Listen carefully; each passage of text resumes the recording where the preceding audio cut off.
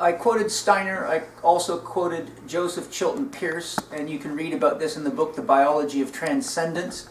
Also, another great book for people that are raising children is Raising the Human Plant by Luther Burbank.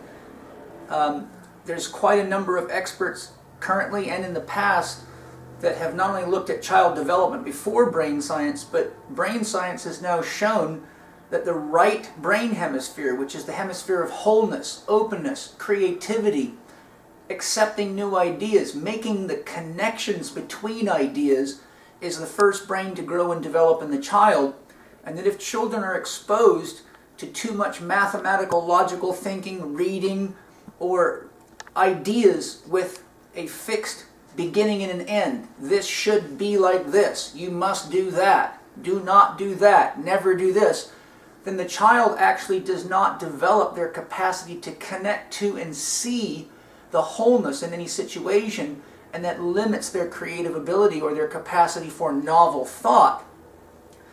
Typically, when you put children in that situation, it's very stressful for them because they begin judging themselves based on report cards and other people's judgments of how good they are or are not, and then they begin projecting that onto each other. So it makes it very much a stressful learning environment for kids.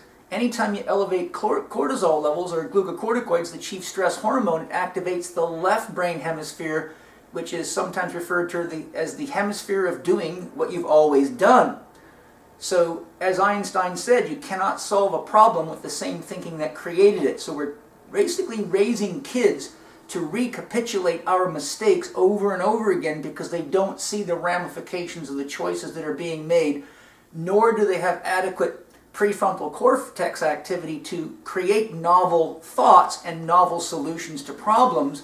So we end up basically creating a world full of recipe card followers.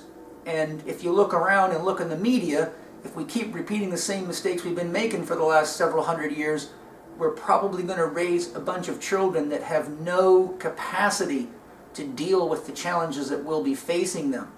So in the system that I teach, one of the most important things you can do is A, seek to get your children into a Steiner school. The Waldorf school system, in my opinion, is the best school system in the world, and Steiner built the system so that kids learn through stories, through art, through dance, through play, through acting, through arts and crafts. There's minimal reading until the left brain naturally grows and develops and comes online, which is really around 9 to 10 years old for most kids.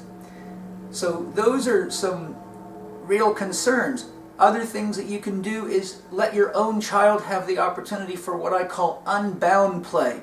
Unbound play is play with no outcome objective, no grading, no I did better than you. So an example is taking your kids out and teaching them to stack rocks, or just to create something artistic, or simply to make up new songs, new rhymes, just to have fun without any objective. An example of how you could do that with your kid is say, okay, let's go for a bike ride together. Where do you want to go, Johnny? I don't know. Well, let's just go exploring then, see where we end up. Or take them out for a hike. Don't have a plan, just go cruising around. If you run across a frog, visit the frog. At that point, there is no, oh, you should have gone faster, or we got lost, or you should have done this, or you should have done that. So every opportunity is an opportunity for novel experience, novel creation. And then children learn that they can come up with new ways of doing things because they've been practicing that.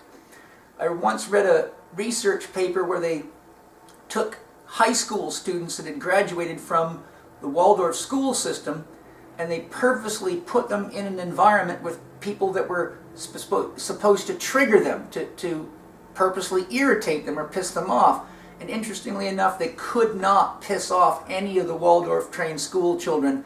They just had empathy for the person and tried to find ways to help them solve their problems, and did it in a very beautiful and effective way. That's really what our children are supposed to do. That's what's missing. And remember, if we keep training our children to make the same mistakes that we've made, the future isn't looking so rosy. Start now.